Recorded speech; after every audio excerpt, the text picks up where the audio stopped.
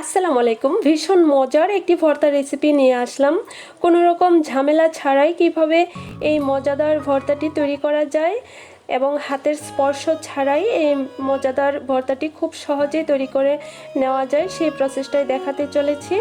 তো ছোট্ট একটা রিকোয়েস্ট, ভিডিওতে একটি লাইক করে দিবেন এবং স্কিপ না করে ভিডিও কন্টিনিউ করতে থাকুন এত মজাদার একটি ভর্তা রেসিপির জন্য। তো অবশ্যই বুঝে গেছেন যে ফুলকপির ভর্তা বানাতে চলেছি, তো মূল রেসিপিতে চলে আসলাম। তো আমি এখানে ফুলকপি নিয়েছি একটার কিছুটা কম।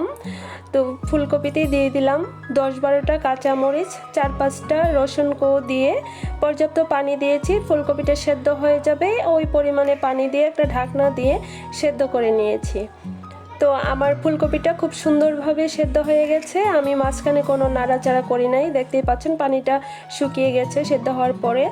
এবারে মাঝখানটা কিছুটা ফাঁকা করে দিয়ে দিচ্ছি কিছুটা সরিষার তেল। সরিষার তেলটা দিয়ে ফুলকপিগুলো কিছুক্ষণ নেড়েচেড়ে ভেজে নিব, তাতে করে ভর্তাটা খেতে আরও বেশি মজার হবে। তো দেখেই বুঝতে পারছেন ফুলকপিগুলো কত সুন্দর করে সেদ্ধ হয়ে গিয়েছে।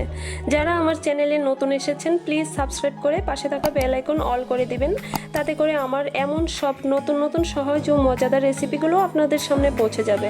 আর যারা অলরেডি সাবস্ক্রাইব করে রেখেছেন তাদেরকে অসংখ্য ধন্যবাদ। তো এবারে আমি সব কিছু একটা হাতলের সাহায্যে ম্যাশ করে নিয়েছি। ম্যাশ করে নেওয়ার পরে দিয়ে দিলাম পেঁয়াজ কুচি, 1 কাপ পরিমাণের মতো হবে। পেঁয়াজ কুচি দিয়ে আবারও খুব ভালোভাবে মিশিয়ে নিচ্ছি। এখন ফুলকপির সিজন অ্যাভেলেবল আছে, অবশ্যই ট্রাই করে দেখবেন, অসম্ভব মজার হয় এই ভর্তাটা। এবারে লবণ দিয়ে দিলাম। লবণ কিন্তু আমি সেদ্ধ করার সময় দেইনি, তাতে করে সেদ্ধটা তাড়াতাড়ি হয়। তো লবণ দেওয়ার পরে খুব ভালোভাবে মিশিয়ে নিচ্ছি। সব কিছুর সাথে লবণটা খুব ভালোভাবে মিশিয়ে নেওয়ার পর কিছুক্ষণ এভাবে নেড়েচেড়ে ভেজে নিচ্ছি। এখানে বেশি একটা সময় ধরে ভাজার কোনো প্রয়োজন নেই, জাস্ট পেঁয়াজ কুচিটা দিয়ে খুব ভালোভাবে একটু মিশিয়ে নিলেই হবে।